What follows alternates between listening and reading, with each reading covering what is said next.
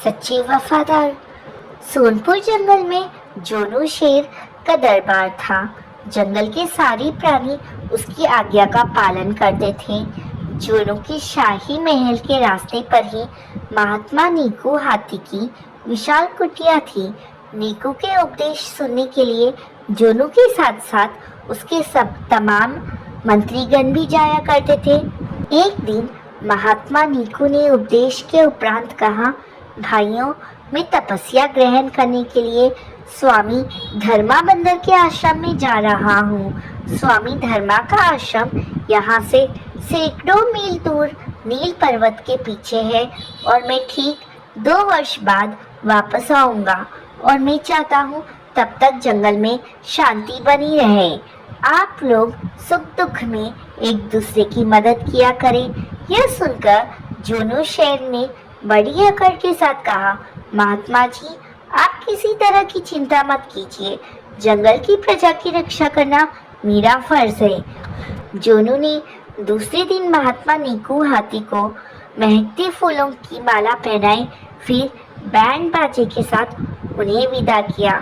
कई दिनों के सफर के बाद नीकू महात्मा धर्मा बंदर के आश्रम में पहुंचे। धर्मा बंदर प्रतिदिन उनको ज्ञान के नए नए उपदेश देता।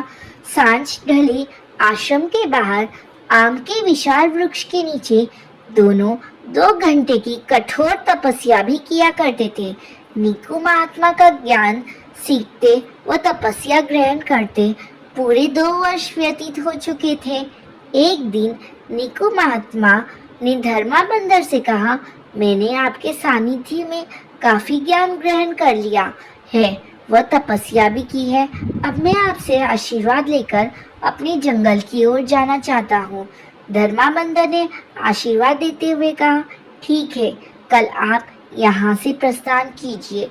आपके पहुँचने की खबर मैं आज रात को अपने शिष्य मुनमुन उल्लू के माध्यम से आपके जंगल के शासक के पास भिजवा दूंगा।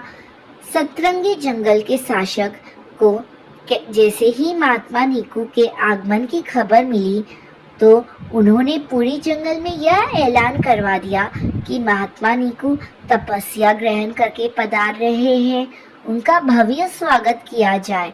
तकरीबन 3 हफ्ते उपरांत महात्मा नीकू ने जंगल के शासक से कहा, राजा जी, आपके पुराने मंत्री कहाँ गए? मुझे तो सारे मंत्रीगण नए नए नजर आ रहे हैं।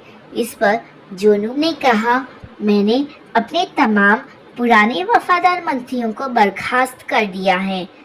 क्यों? महात्मा नीकू ने पूछा। जोनू ने बोला, दरअसल वे वफादारी के नाम पर घोर कलंक थे। वे राजकाज के मामलों में बार बार दखल दिया करते थे।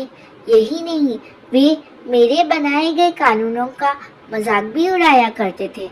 हर वक्त मेरी आलोचना करते रहते थे।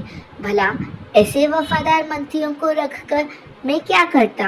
हाँ, मैंने जो नए मंत्री नियुक्त किए हैं वे हर मामले में मेरी खूब प्रशंसा करते हैं और बार बार मुझसे कहते हैं, आप एक कुशल व बुद्धिमान शासक हैं।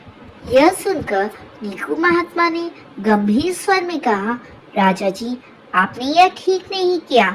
वफादार वे नहीं जो आपकी हर बात की ताली बजाकर तारीफें करें, बल्कि सच्चे वफादार तो वे हैं जो आपके दोषों को बताए। यह सुनकर जोनू को बोध हुआ, दरअसल सच्चे आलोचक ही सच्चे वफादार होते हैं। फिर जोनू ने अपने तमाम पुराने मंत्रियों को सम्मान के साथ पुनः बुलाया, उनसे क्षमा मांगी और कहा, मैंने आप लोगों को गलत समझा था। हाँ, आप लोग पुनः अपने पद पर कार्य कीजिए। जोनू ने अपने नए मंत्रियों को उनके पद से हटा दिया।